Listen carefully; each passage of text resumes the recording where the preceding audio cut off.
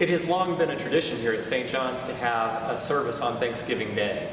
And for me personally, it's one of my favorite services during the year. I feel like if we're going to have a day that we set aside to give thanks, I think that it's sort of fitting that we come into church, that we address that thanks to God, who is ultimately the source of all that we have that is good in this life.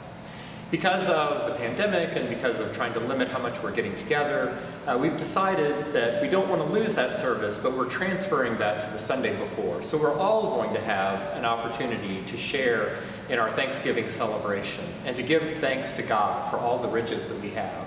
And even in such a bleak time as we're all living through these days, it's such a wonderful opportunity to remember how rich indeed our lives are.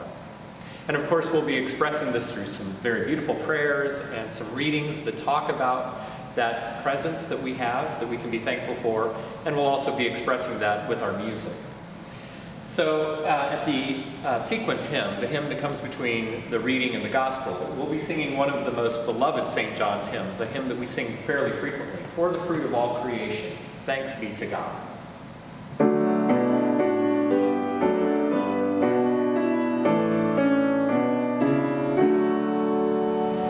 It's interesting to note that that tune was very popular from the first moment of its debut, but it was written for some other words, and the pairing never really seemed to make a whole lot of sense. So while people liked the tune, they weren't real crazy about the text that it was associated with.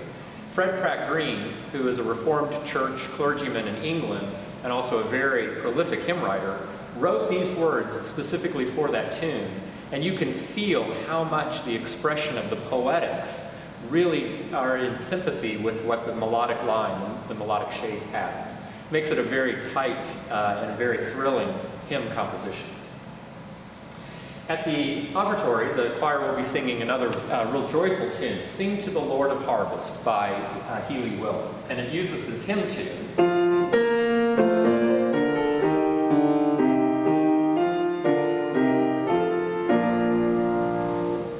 Very familiar tune, and uses it in a very expressive way with some really nice harvest home kinds of sentiments.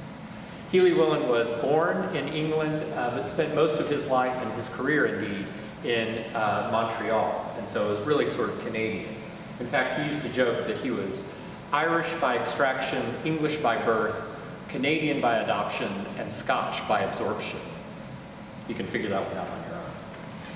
At the communion, the choir will be singing a setting of some psalm verses. "Oh, taste and see the goodness of the Lord."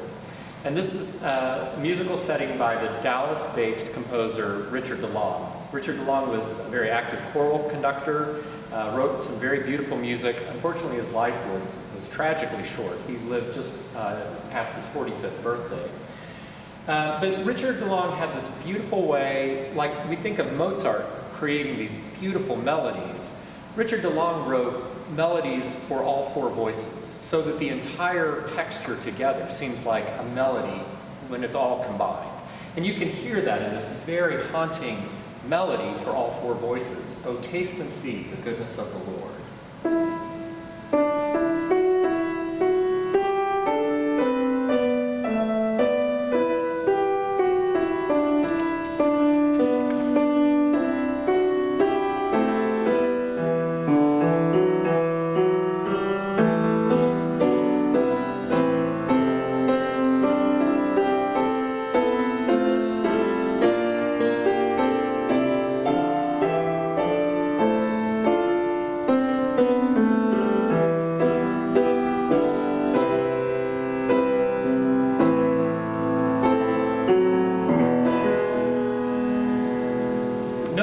Seems to be more important than any other, and it all seems to work together into one seamless melody.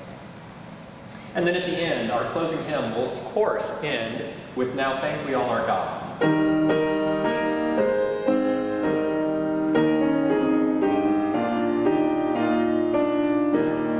And the postlude will keep that going with an organ setting of that. So we have a lot of great Thanksgiving music in store. We also have a really special prelude, but I'm not going to tell you much about it. You have to tune in to YouTube or community television or come join us live downtown to see our very special prelude. We hope that you will spend some of your Thanksgiving celebration with us here at St. John's.